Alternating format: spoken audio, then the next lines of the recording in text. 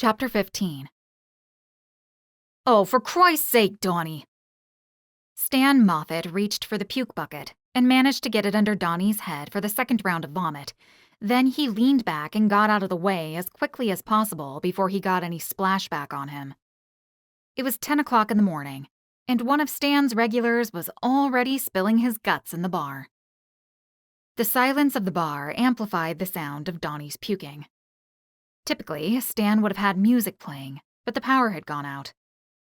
The only noise in the bar was the crack of some billiard balls, anxious whispers, and Donnie's vomiting. The only good thing about no power was that it bored people, and the more bored they were, the more they drank, which was good for business. The credit card machine was down, but Stan gladly accepted cash. He figured more people would wander from town when they realized nothing else was happening.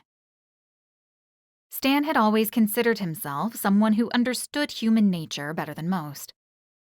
As a bartender, he saw all walks of life, and if there was one thing he had learned about people in all his years at the bar, it was that people had to fill their time with something. It didn't matter what it was, as long as it kept their minds off of whatever real problems they were dealing with. And with no TV, no music, and no phone, Stan had a feeling that business was about to go up, and not a moment too soon. "Pinky!" Stan shouted, catching the attention of his bouncer, who worked the front door. "Get Donnie out of here." "Sure, boss," Pinky said.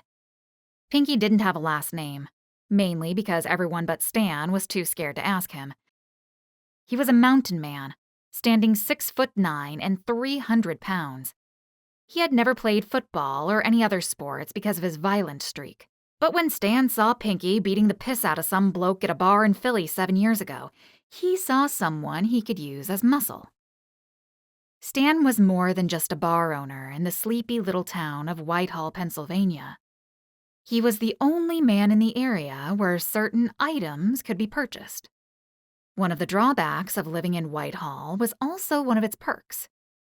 Because it wasn't populated, there were fewer eyes to watch him. And no oversight meant Stan was able to run his operation with impunity. So long as he didn't get too big for his britches. But Stan had bigger aspirations than just Whitehall, and he was working on gaining new territory in the surrounding area. The Pennsylvania mountains were full of people begging for something to do. And Stan had just what they needed to be packaged in little plastic baggies. Stan grabbed the bills off the bar counter that Donnie had left behind before Pinky had removed him and flipped through the bills as he stared at the black screen of the television. The power had been out for almost an hour now, and he had no idea what was happening. But the power going out wasn't anything special around these parts, especially in the winter during a bad storm. But there had been no bad weather.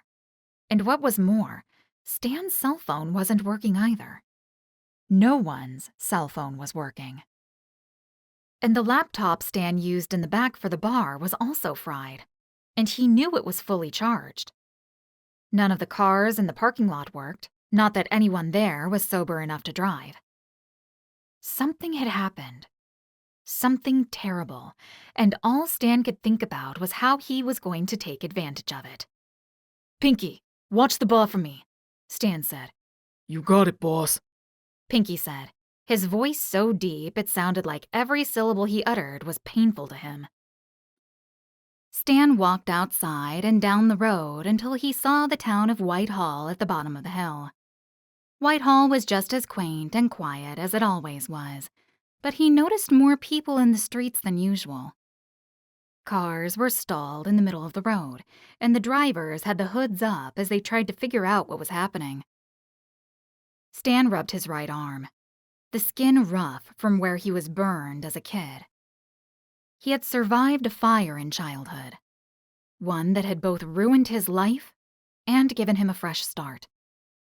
The burn stopped just above his shirt collar, never reaching his face, and he was thankful for at least that much. The doctors had done their best with the burns, but didn't have the technology 20 years ago that they do now. Stan didn't take his shirt off very often. The night of the fire was a definitive moment for Stan. everything changed, and the people of Whitehall turned against him. They branded him a leper, a psychopath for what he'd done. But they didn't understand, and the one person Stan thought would come to his aid had left him high and dry. Goody Two-Shoes Tommy Strider. He had gotten everything Stan believed was his, and now he was relegated to pushing powders and pills in a dive bar that he had bought from some old-timer who had a stroke. Because of what had happened with Stan's family, no one wanted anything to do with him. They blamed him for the fires, but none of them understood. And when Stan went to Tommy for help, to get his fire chief daddy to look the other way, he didn't. Stan had always used to joke that it would take the end of the world for him to get his payback. And as he stared down at the town of Whitehall, where all those people were struggling to figure out what was happening, Stan smiled. This was the opportunity he was waiting for, and he finally had the balls and the power to take what he wanted. And with no phones and no power, he didn't think anyone could stop him. Chapter 16. The closer Tom moved toward the city, the more he realized how chaotic Manhattan had become. Smoke plumes rose between buildings, and while the hum of vehicles and power had gone silent, it was replaced by the howls and desperation of fear. Tom glanced behind him one last time, and he could no longer see the boat taking his wife, children, and the other tourists from Ellis Island to the mainland. Tom had secured another boat, piloted by one of the crew members from the ferry, and the captain had agreed to help Tom get to the mainland. You're one crazy dude for wanting to go out into that, the crewman said as they rowed the boat through the choppy bay waters. It's not that I want to go, Tom said. It's that no one else will go in my place. Can't say I blame 'em, he replied, gesturing to the weapons Tom had brought with him. Where'd you learn how to shoot all that stuff? From people smarter than me, Tom said. The crewman said nothing else for the rest of the trip as they rowed closer to the city. The sounds of the chaos and violence grew louder as they neared land, and Tom could hear the random pop of gunfire. Who the hell is shooting? The crewman asked. I don't know, Tom answered. And hopefully I won't find out. The pair searched for a good place to dock the boat, and the crewman spotted a spot near the sea wall. There are no rocks there, and the depth looks good, the crewman said. Tom took the man's word for it. He had never been a boat guy. He preferred his mountains to the water. As they neared the seawall, people noticed the boat as Tom approached. When Tom saw the gathering crowd, he worried they would try to rush the ship, capsizing it before Tom could get off. And the more people who gathered to stop and look, the larger the crowd grew, and their patience evaporated. We've got company, Tom said, looking at the crew member. Dozens of people rushed to the seawall, waving and begging for a ride across the bay to the mainland. Tom held up his hands, gesturing for everyone to get back, but more and more people were shoving themselves toward the front of the group. A few of the civilians fell forward into the water, and as the group continued to grow in size and excitement, it was only a matter of time before someone tumbled over the side. Everyone, stay back! Tom shouted, but his warning was brushed aside. All the crowd saw was a chance at escape, and then gunfire broke up the crowd. People scattered, and a few fell into the water, but as the crowd finally cleared, Tom located the two gunmen behind the pedestrians who were the source of the gunfire. Tom raised his rifle to shoot, but the boat continued to rock back and forth, making it difficult to aim. When he felt the ship shifting to the left, he realized they were turning around. Tom spun around to the crewman trying to leave, and he shook his head. Stop! They're shooting at us, man! The man shouted. I'm not gonna stick around for that. Tom glanced at the seawall. It was too far to make the jump, and too high for him to try to climb up if he went into the water. He needed the boat to get closer. The terrorists continued to shoot people as they sprinted away, gunning them down with their backs turned. Tom raised his weapon and aimed it at the cowards, killing the innocent people. He forced himself steady, brought the gunmen into his sights, and opened fire.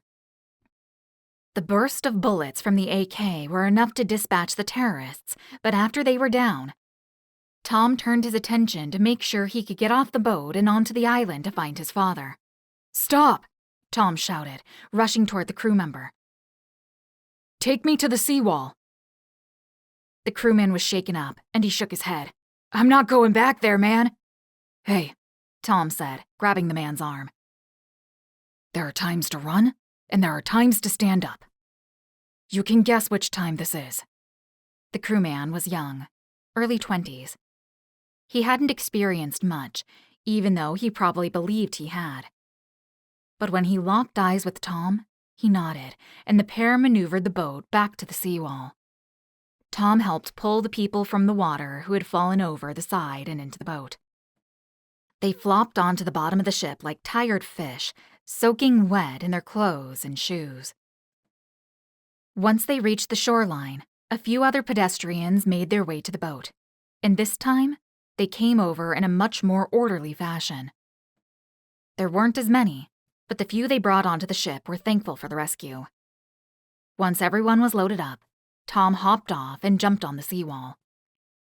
He looked at the crewman, who was helping everyone with their life vests.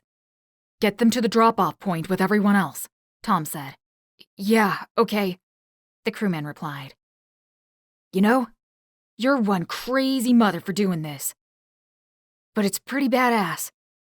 Just make sure you keep these people safe," Tom said. "They're your responsibility now, Captain." The young man straightened up a little more after Tom's comment and nodded. With people secure in the boat, Tom turned and faced the hellscape that had once been New York. He jogged over to the 2 dead terrorists he had killed, and he saw the same meshed flag symbol from the men he had fought at Ellis Island.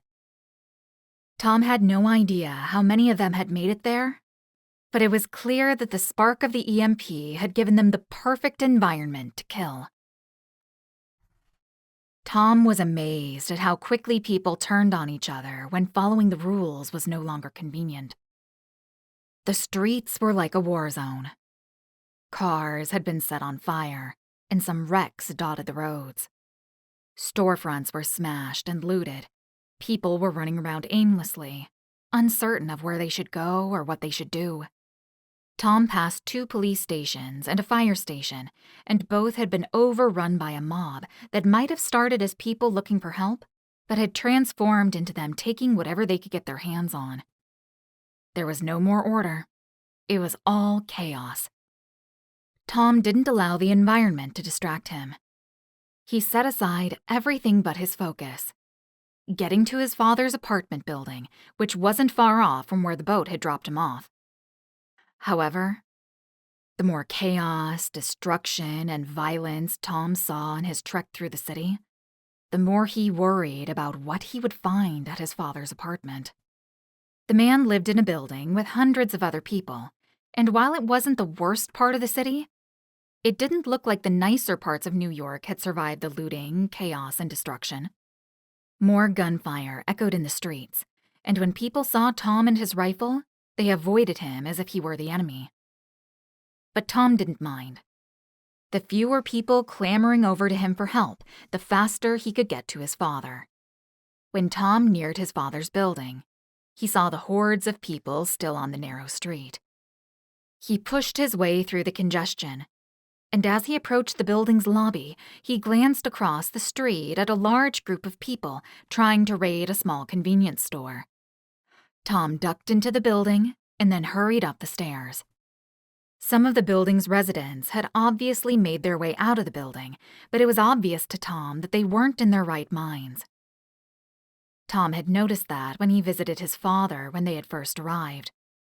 His dad quickly wanted them to get out of the building and seemed upset that they had decided to come see him. Tom reached his father's floor and hurried to the apartment, finding the door open as he turned inside. "Dad," Tom asked. The space was small and cramped, but his father wasn't there. Tom stood there a moment, catching his breath, wondering where his dad would have gone. And what could have happened to him? Chapter 17. The looters had pushed their arms through the spaces in the bars as far as they could reach, but the ones in front of the mob were slowly being crushed by everyone in the rear, shoving them against the metal bars. Bill watched in horror as people screamed for help, begging the people behind them to stop. But if the bars gave way, the stampede of desperate looters would swamp them. Oscar stood nearby, transfixed on the crowd, while Raj was in the back with his wife Meena and son Call. Everyone was worried about what would happen, but no one was doing anything about it. Bill decided to change that. "Oscar," Bill said, grabbing his friend's shoulder and pulling his attention toward him, snapping him out of whatever daze he was in. "Listen to me. We need to move, and we need to move fast. Start heading toward the back, okay?" Oscar blinked a few times as he stared back at Bill. It was another one of his episodes. I don't know where I am." One of the bars on the door gave way from its connection to the concrete, creating a gap wide enough for someone to slide through one at a time. But because 4 different people lunged for the space at once, they bottlenecked before they could break through. Bill forced Oscar toward the back of the store and away from the angry mob trying to break in. He stopped by Raj and his family, and the 3 of them huddled together. Raj stared at the front with a look of disgust and fear. "We need to go out back," Bill said. Raj stared at the crowd, the buckling iron bars giving way and the people trying to claw their way inside. "My father's store," Raj said, almost in a whisper. "I can't leave it. I can't." The rest of the bars along the door gave way, and a wave of people crashed inside, falling on top of one another. The rest behind trampled the ones unfortunate enough to stay on the floor. Bill could not look away as an army of feet turned the poor souls who had landed on the ground into pulverized meat. But as the wave of the desperate mob made its way over to Bill, the image of nearly being crushed to death snapped him out of his stupor, and he grabbed hold of Oscar and pushed him to the back of the store, away from the frenzied crowd. He then looked at Raj, who was fighting off one of the people who had broken in while his wife and son screamed. Bill grabbed the mother and son and then pushed them toward the rear of the store along with Oscar.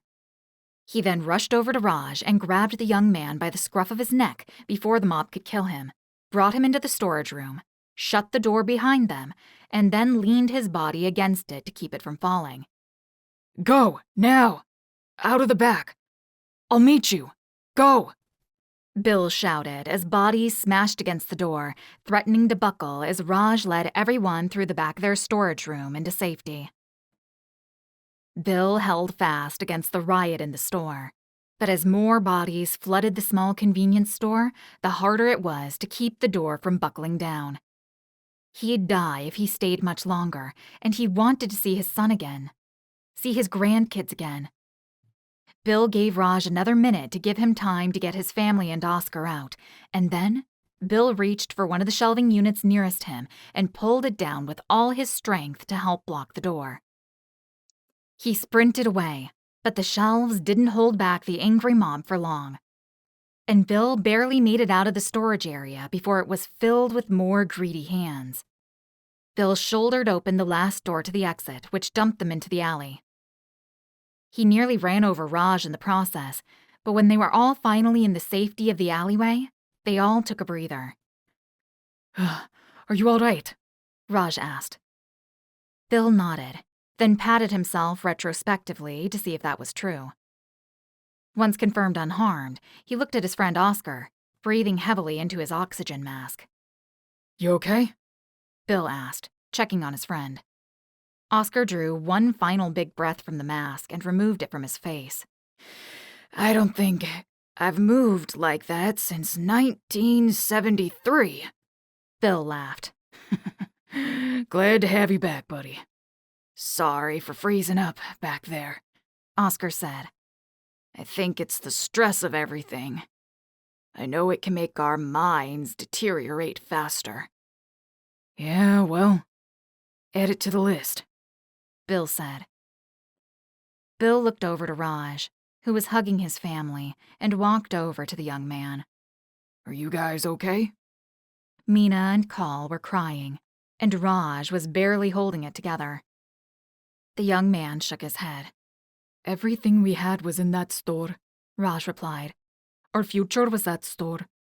Our history was that store, and I let those people destroy it. You saved your family, Ben said. Your father would understand. Trust me. Raj bowed his head. I'm not so sure about that. Bill glanced ahead toward the end of the alley and saw the chaos in the streets. A few people were running down the alleys to get away from the bulk of the crowds, but it wouldn't be long before the alleys were overrun, too. We need to keep moving, Bill said. And go where? Meena asked. We don't have a home anymore. You and your family should come with me, Bill answered. My son will come for me, and when he does, he'll help.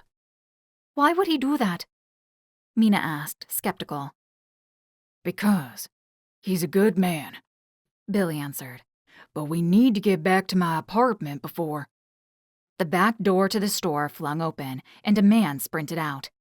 He had blood on his shirt and a gun in his hand.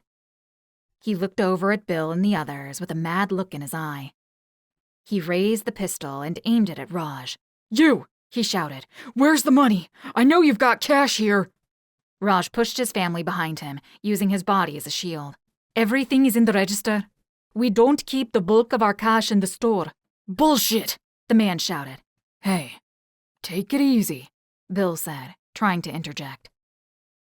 Money isn't gonna help you anymore. Do yourself a favor and grab some water bottles. The man shifted his aim to Bill. You think you're funny? He's telling the truth, Oscar answered. Look around, you idiot. It's a free-for-all. All the more reason to take what I can get, the man answered, and then he pivoted the gun back to Raj.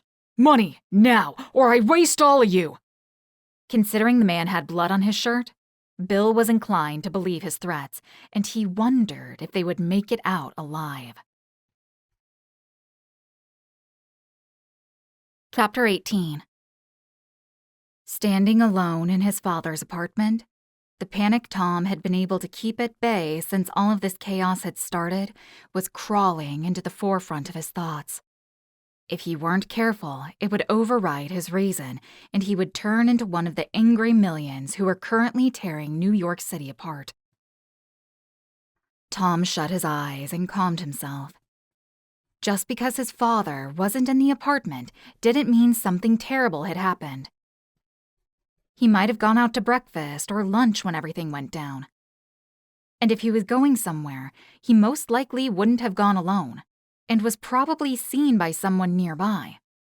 Tom scanned the apartment one more time, and then remembered how he had his father pack a go-bag last year in case something like this ever happened. He checked the closet where he'd placed it, and found that it was gone. Okay, Tom said, nodding. He was here when the EMP happened, and then he left. But where would he go? One answer might have been to the hotel where Tom and his family stayed. If that was the case, then Tom needed to get moving. Tom made one last search of the apartment, wanting to ensure that his father didn't leave any essential supplies like food or water, and that they hadn't missed anything. There was no telling how bad things could get moving forward, so he wanted to make sure they were ready for all possibilities. After the sweep, Tom found nothing extra to use, so he exited the apartment and moved down the hallway. Most of the doors were open, and as Tom passed them, he couldn't find anyone inside. He didn't know where everyone had gone, but as he descended the stairs, he saw a large open space a few floors down. Dozens of older adults were crammed inside, Most huddled together, but a few were near the window, staring blankly outside. It wasn't until Tom saw a man dressed in nurse scrubs that he had an inkling of what this place might be. "Excuse me," Tom said, approaching the nurse, who hadn't noticed him yet. When the man turned around, he jumped back, and then Tom suddenly remembered he had a rifle in his hands. "Hey, I'm not here to hurt you." "Why the hell do you have a gun?" the nurse asked. Tom was close to the man now, and he could see him better. He noticed the man's eyes were dilated. And then he saw the open pill bottles and spilled powder on the cart beside him. The nurse was high. "I'm looking for my father," Tom answered, hoping the nurse was lucid enough to help him. The nurse blinked twice, his mind processing the question, and then he gestured to the room. "Everyone I found I put in here. I didn't know what to do with them. The rest of the staff took off. They have family. I don't, so I stayed." He picked up a bottle of pills, and then rattled them as he smiled. "If it's the end of the world, might as well have some fun, right?" Tom shook his head. "No, my father isn't a patient. He rents a room on the floor above." The nurse frowned. "Everyone in this building is a patient." Tom glanced at the older people who had been placed here like roaming cattle. "That can't be right. My father isn't sick." "What's his name?" the nurse asked. "Bill Strider," Tom answered. "Bill, yeah. No, he's a patient here," the man replied. "He's one of our more lucid patients. He can still hold a conversation." Tom's head was spinning with a dozen questions, but he forced himself to focus on the only one that mattered. "Where is he?" Tom asked. Yeah, I think he took off," the nurse answered. "He and Oscar, the guy who lives next door to him. I'm unsure where they were going, but they just, left." He stared at the large group of elderly people and then shook his head. "I don't know what's gonna happen to them." Tom understood the man's plight. But considering he had just learned that his father was a patient at this place, that it was more than just a building for retirees, made him worry. "What condition do you treat here?" Tom asked, but deep down, he already knew what was wrong. "Dementia?" the nurse answered. Tom's heart cracked at the realization and the truth of what his father was facing. He had kept it a secret for God knows how long. And now, his father was out in the madness of the city, and he had no idea where he'd gone. "There." Tom perked up and looked ahead at one of the older people near the window. "I saw him there," the man said. Tom frowned, and the patient in question continued to point out the window, repeating the exact phrase repeatedly. "Does he normally do that?" Tom asked. The nurse shrugged. "These people do all kinds of weird stuff." Pulled by curiosity, Tom approached the man near the window. He was old, in his 80s, frail and thin. He used a walker to keep himself upright, and he was fixated on the streets below. "Did you see Bill?" Tom asked. The man looked away from the window and stared into Tom's eyes. Even though the two men were looking at one another, the old man didn't seem to register Tom's presence. "Bill Strider," Tom answered. "Did you know him? Did you see where he went?" The man's mouth was slightly parted as he stared vacantly at Tom, and he thought it was a lost cause. But then, the man closed his eyes, breathed, and nodded. "Yes, I know Bill," he answered, his voice weak but coherent, and he opened his eyes and looked out the window. "I saw him downstairs with his friend." "Oscar," Tom said. "Yes," the man replied, and then he frowned. Tom feared that he was losing his train of thought. "I saw him go into that store," the man said. "And then he was gone." Tom followed the older man's finger to a convenience store across the street on ground level. There was a mob outside, looting it for all it was worth. And there were bodies on the ground that had been trampled. Tom was too high up to be able to see who had been trampled and if his father was among those who had been killed, but it was a starting point. "Thank you," Tom said. But the older man frowned again as if he were looking at Tom for the very first time. "Who are you?" Tom didn't have time to linger there anymore, because the streets would become even more chaotic the longer they dragged this out. The only thing that mattered right now was finding his father alive. Chapter 19.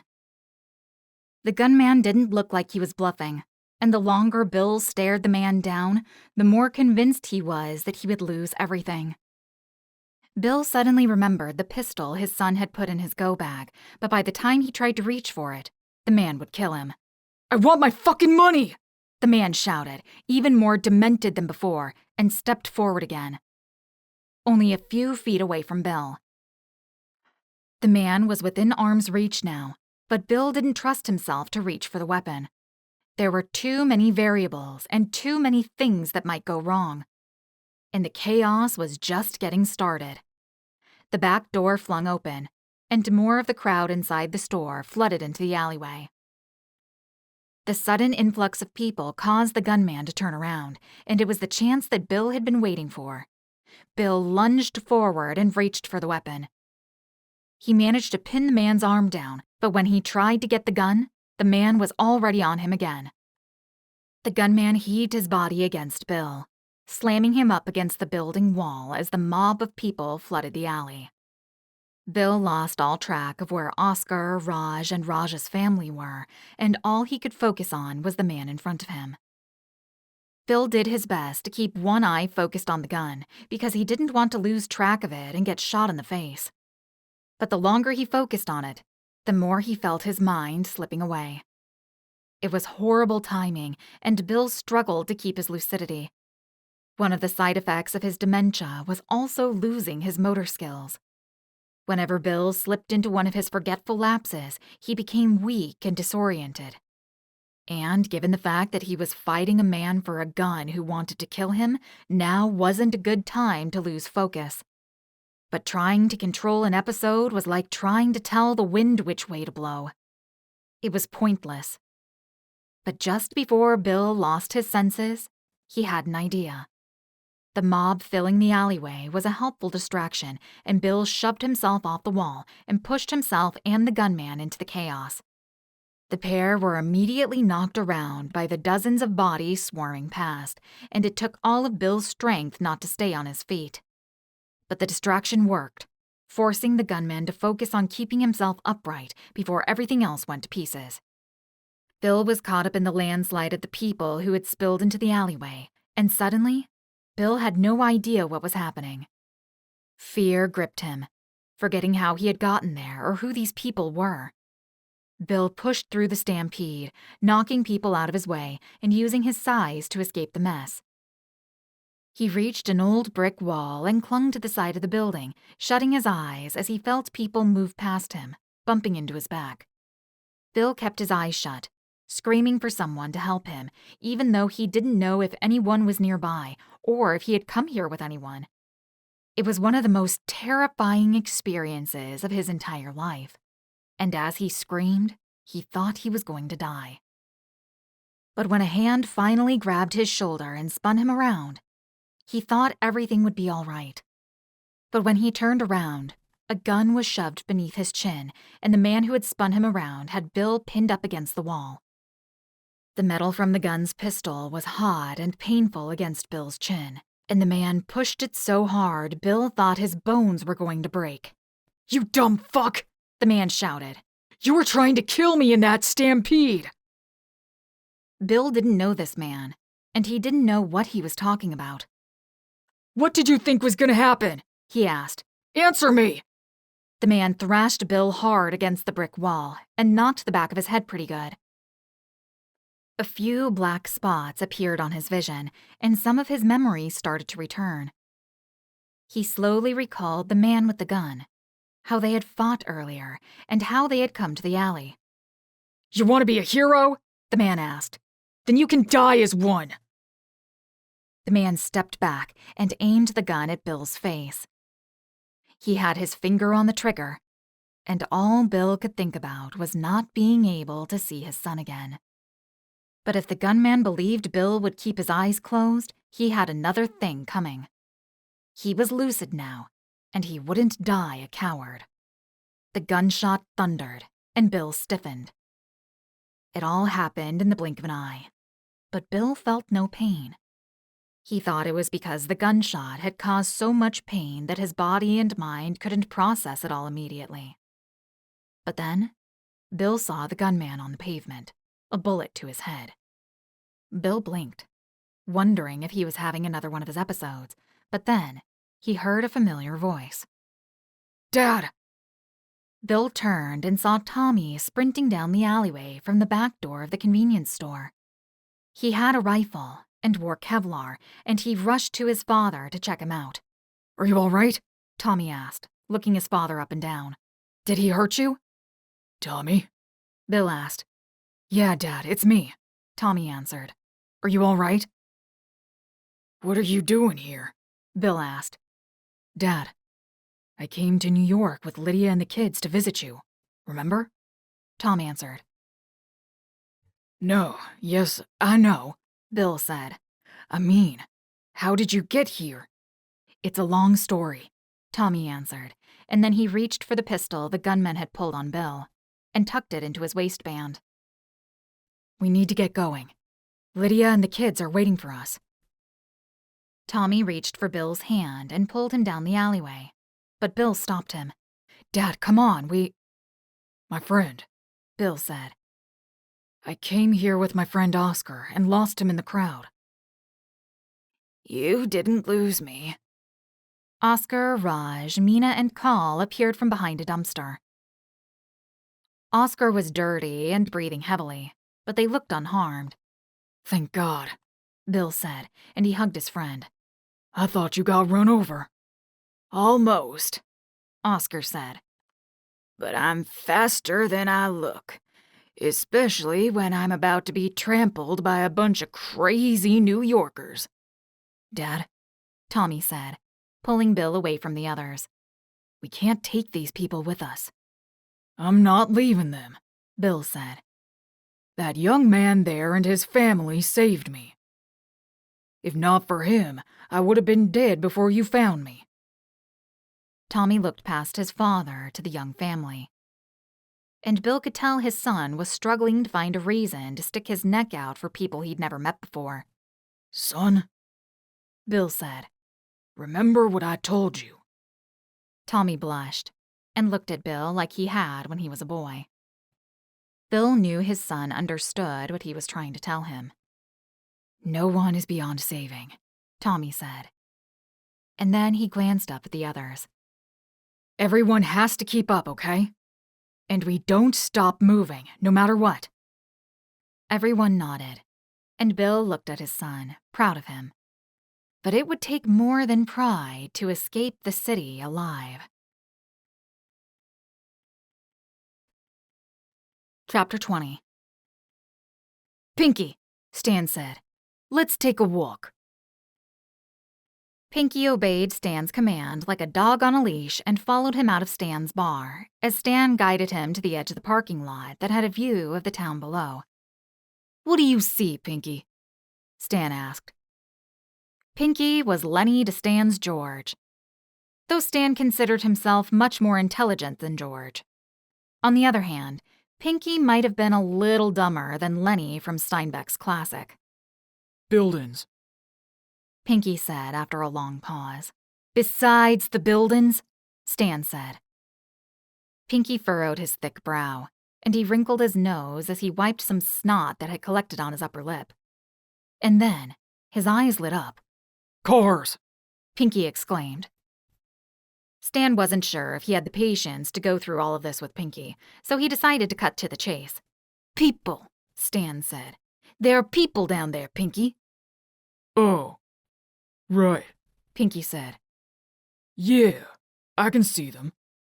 Me too, Stan said. You remember all those stories I told you about me growing up here? Pinky's face darkened, and he remained silent.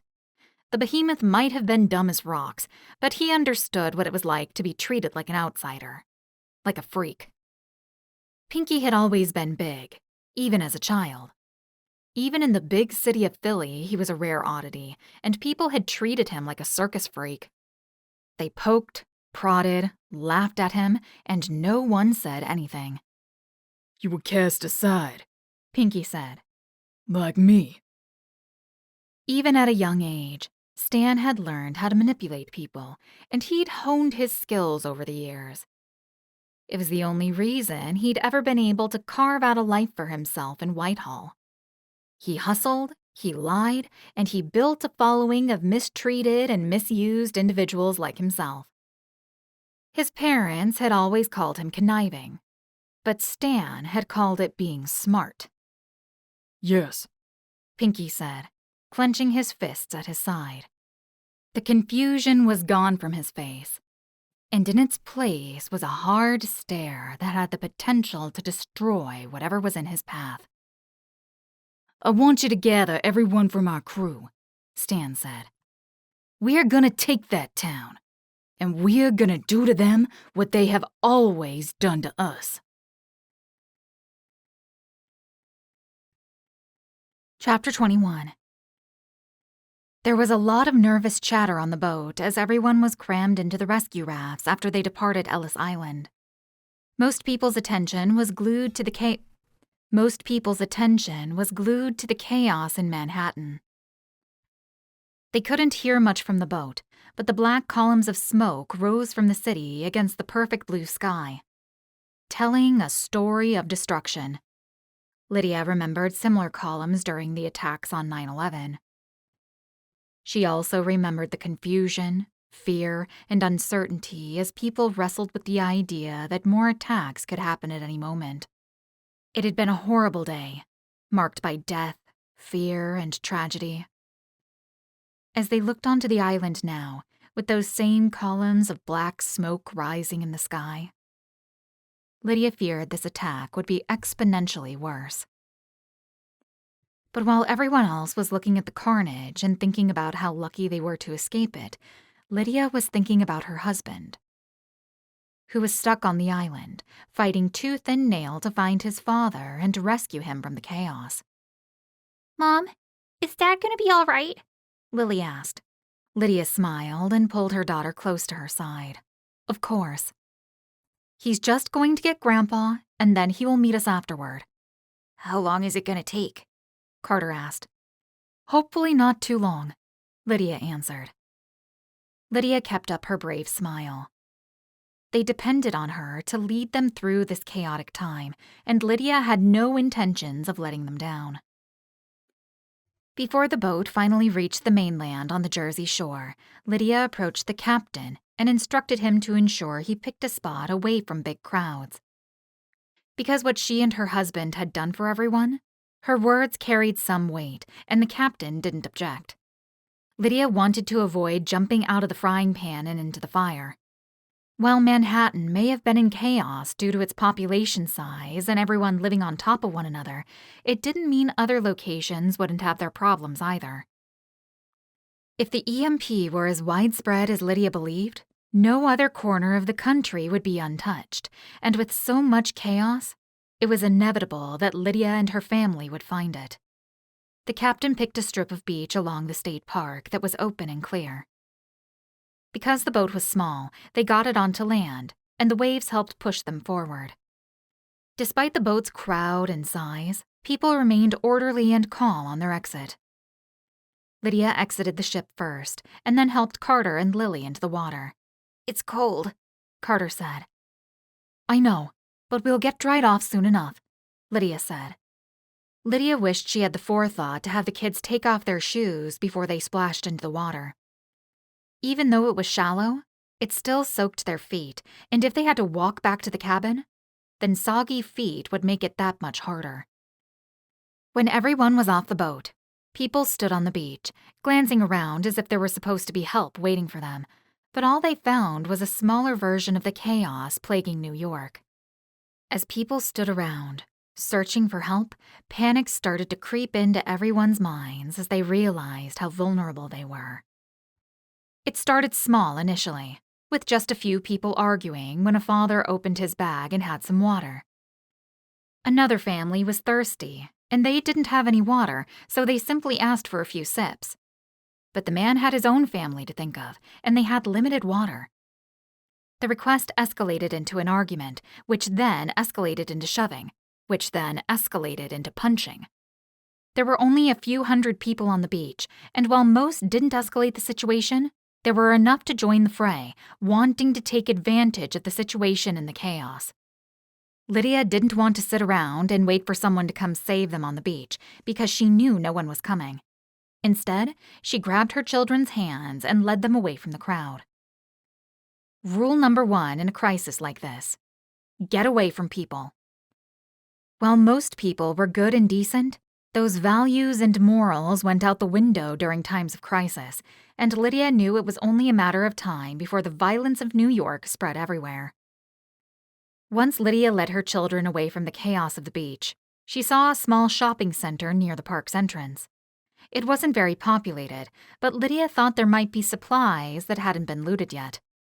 But the plan was for Lydia and the kids to wait in the state park to make sure they were there when Tom returned. She thought better of it and turned toward the park again, but as she did, someone started shooting. The gunfire forced everyone to scatter, and Lydia pulled her children away from the park and toward the shopping center. The gunfire and screams died down when they entered the parking lot, which was only half full. But as they crossed the pavement, a group of men who were sitting under the shade of the awnings drinking beer caught her eye. Mom, those people are looking at us, Lily said. Lily pointed to the men in the shopping center, and Lydia quickly pushed her daughter's hand down. Don't point, Lydia said quietly.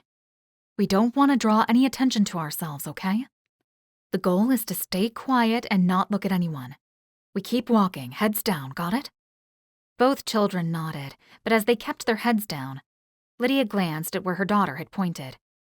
The men had noticed them, and when they locked eyes with Lydia, she kicked herself for looking over. "Hey, sweetheart," one of them called, walking over to the short iron fence that outlined the perimeter of the bar's patio, a beer in his hand. "Where are you going?" Lydia tightened her grip on the kids and picked up the pace. She still had the gun on her, but she didn't want to start shooting until it was essential. "Hey, where's the fire?" the man asked, but then his friends joined in the laughter and catcalling. But Lydia didn't look over again.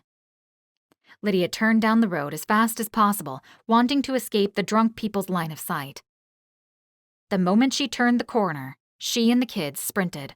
"Come on," Lydia said. "We need to move fast." The children ran alongside their mother, moving as quickly as their little legs could pump, but they could only move so fast.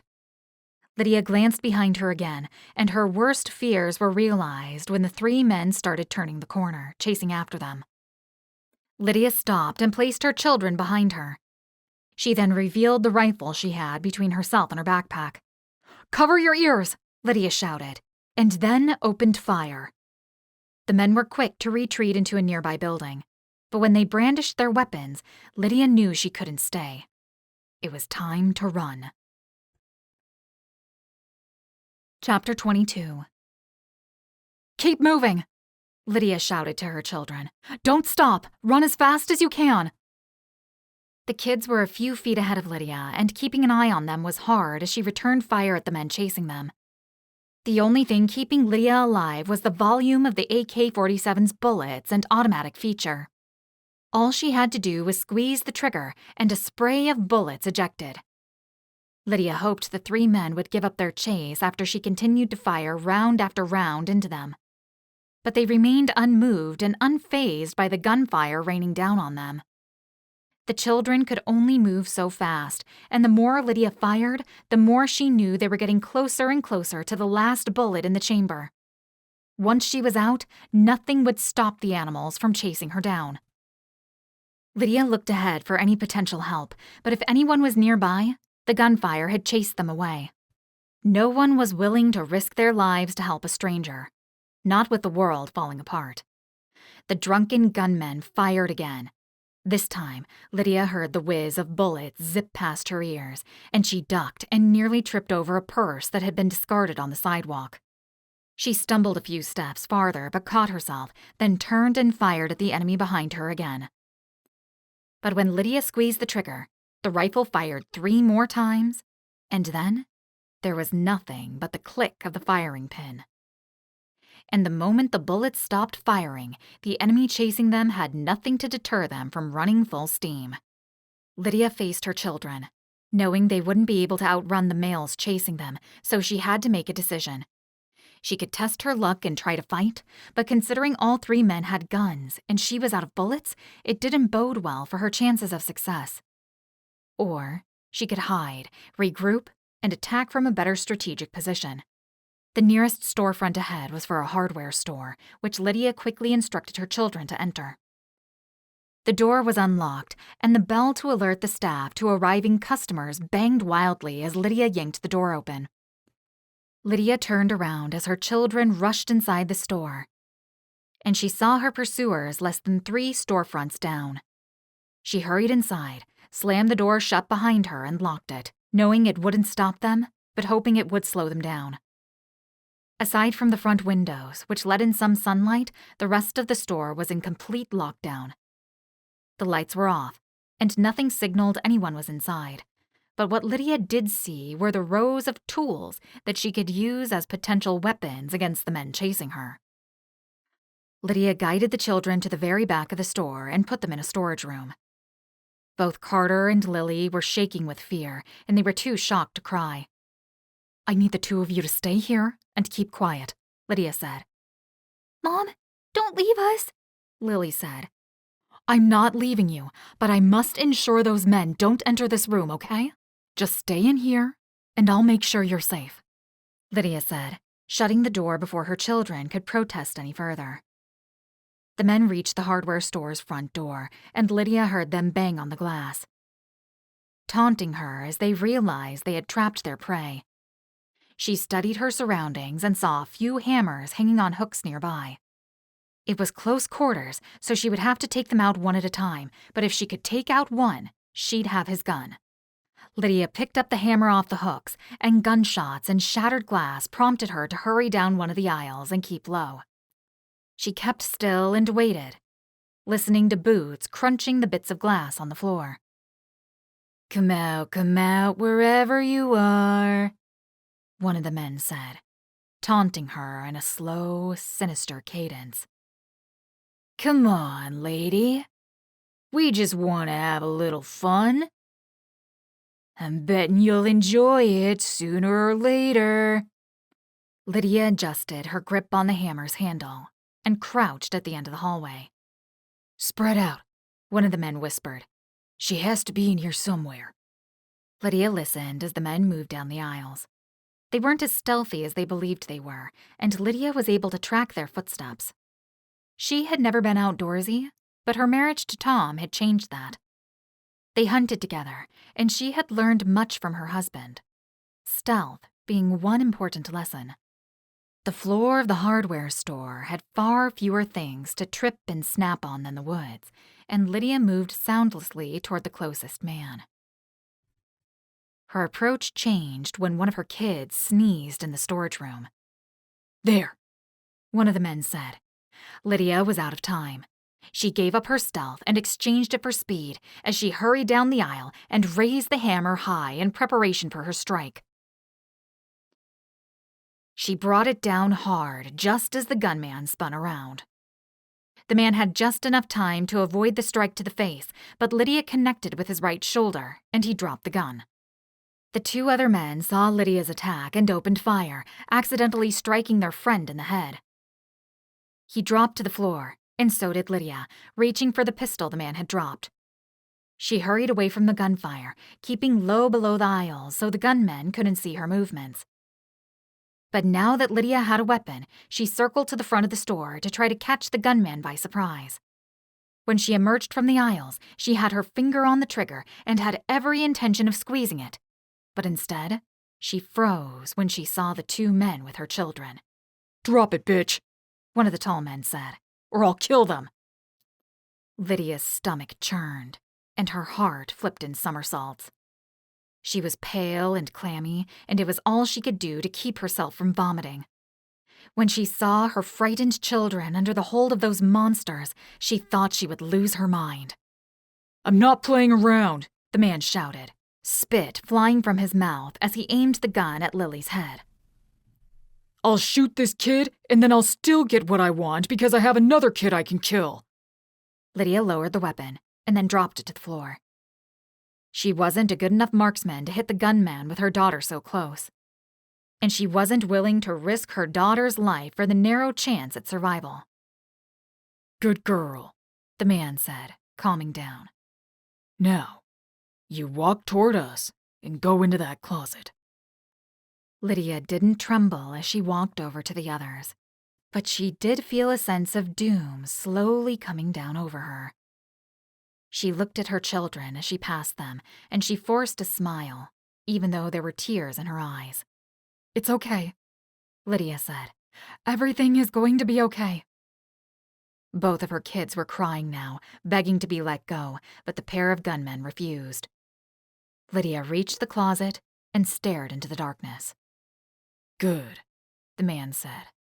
"Now, this is what's going to happen. My partner will stay out here with the kids, and you and I are going to go in there. You try anything stupid, and my partner will kill your children. Do you understand?" Lydia nodded, remaining still as a statue. The man licked his lips and then gestured for her to go inside. "Take your clothes off." The kids started to cry harder now, and the man shoved Lily to his partner, who struggled to keep both of them still. The man headed toward the door, and Lydia's body was on fire with rage as she braced herself for what was about to happen. But just as the man was about to step into the closet, Lydia watched as he was shot in the head and dropped to the floor. The events happened slowly, but when Lydia heard the screams of the man who had her children, he was silenced with another gunshot, and by the time the shock wore off, Lydia rushed out of the closet and saw both men dead and her 2 children still alive. Lily and Carter cried as they sprinted to their mother, colliding in each other's arms. But Lydia was quick to get them away from the danger because she still had no idea who had killed the 2 men and whether they had something worse planned for Lydia and her family. Hey, it's okay. A woman emerged from the darkness, a rifle in her hands. I'm not going to hurt you. Lydia regarded the woman with questioning eyes. "Who are you?" Name's Macy, she answered. I own the store you're standing in. I'll ask again. Are you okay? Lydia didn't think the woman would hurt her. If she had, it would have already happened, so she let her guard down a little. "Yeah," Lydia answered. "I think so, yeah." Macy nodded, and then glanced past Lydia to the front of the store. Not sure we should hang out up here. I was in the basement down below. If you need a second to regroup, you can join me. Lydia knew she should be wary of people who claimed to be of use. But after what she'd just gone through, and after what Macy had just done for her family, she was inclined to believe the woman. "Yes," Lydia said. "Thank you."